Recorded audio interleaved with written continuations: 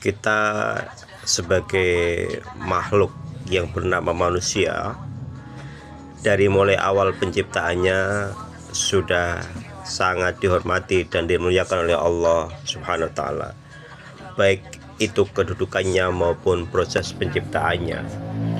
Walaqad karramna bani Adam, kata Allah. Jadi ketika kita merujuk dengan asal muasal tujuan penciptaan manusia, semestinya sudah tidak ada lagi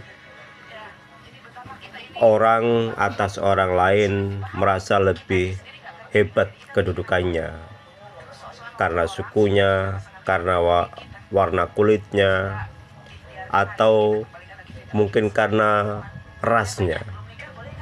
Semestinya semua itu sudah tidak ada lagi, karena orang yang masih merasa keakuannya lebih besar, maka dia layaknya masih menyematkan sifat setan atas dirinya.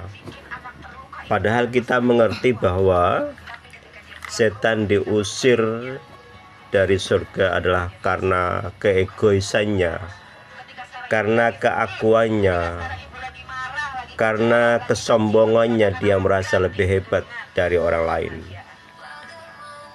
Bahkan dalam risalah Islam, seseorang bisa gugur hak warisnya ketika dia tidak sejalan lagi dengan garis keturunan.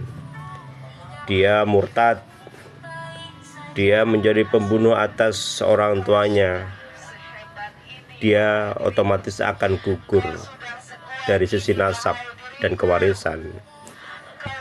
Apalagi kalau orang yang sekedar mengaku-ngaku, mana mungkin bisa mewarisi itu semua.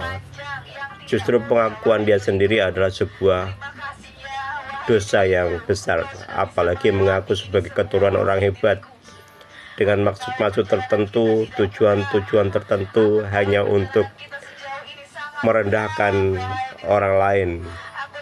Maka sesungguhnya dia sudah mengingkari tujuan atas penciptaan manusia itu sendiri. Tidak ada lagi hari ini mestinya orang yang membanggakan nasab, mengaku dia lebih hebat dari orang lain kecuali karena faktor ketakwaannya semata. Boleh saja dia seorang petani, boleh saja dia seorang tukang becak, boleh saja dia seorang presiden, menteri, dan lain sebagainya.